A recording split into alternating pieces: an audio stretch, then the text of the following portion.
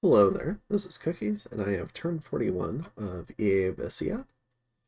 We cast one Infernal Breeding, and we had a couple of dire portents go up. No, two Infernal Breedings.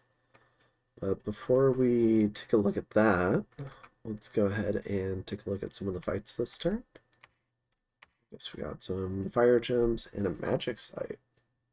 Ooh, a Volcano. That's actually a really big deal, but I'll show that to you in a little bit.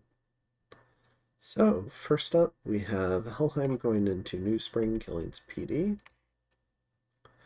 TNN Thug killing PD. We kill some PD. More PD. More PD. Some more PD.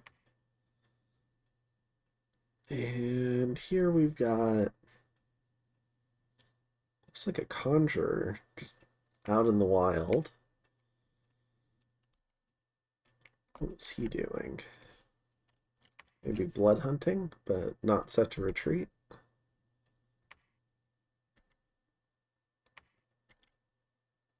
This was a TNN fight. Yeah, right here. Right?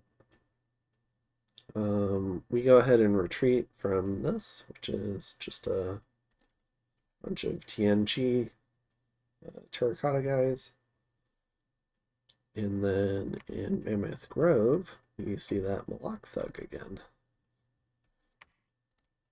Alright, so not a whole lot of exciting battles.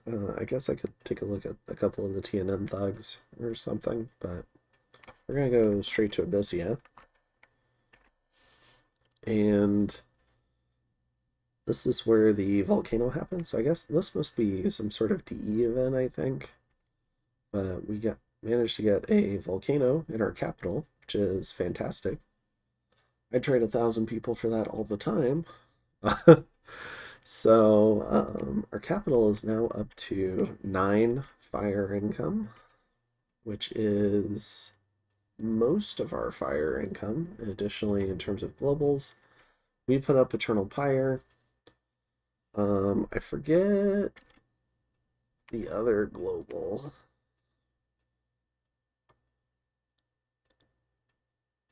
Astral power harvested from the night sky.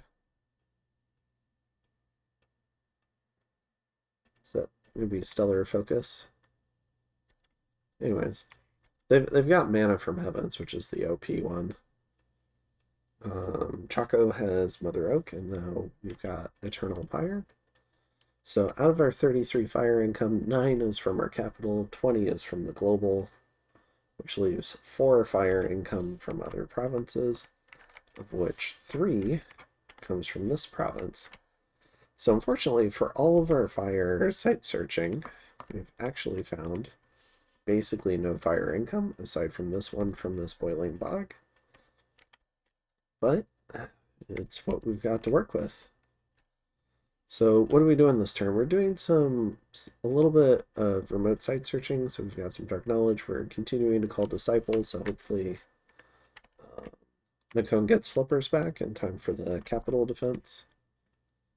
His fort's not cracked just yet, which is good. So if we can get him back next turn, he'll have a chance to gear him.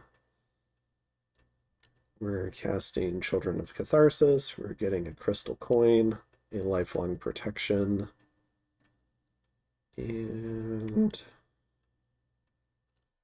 a little bit more call disciple. Yeah, I think that's the main part. In terms of research, we're running up, we've almost finished running up to enchant 7, and then we're thinking about knocking out some 5s, maybe like Thumb 5 and Conjuration 5. Conjuration 5 for fire elementals, Thumb 5 for soul slay, and there's some other stuff in those research levels, but I think that's kind of like the primary reason, just a little bit of anti-thug duty. And I think that's honestly most of it. We had a pretty poor haul for blood slaves. This turn it looks like. No, it wasn't so bad. But it could be better. But we're still working to expand that. And we're going to go ahead and move our army down here and try to catch a TNG force in the Copper Woods. So I think that's most of that. Over on the Helheim front, so we've sat on top of the fort, and now we're going to move in some reinforcements. And we'll see how this goes. So we've got I guess the combined group. We've got 4 little squads, 3 commanders, and we'll see how this goes. All right.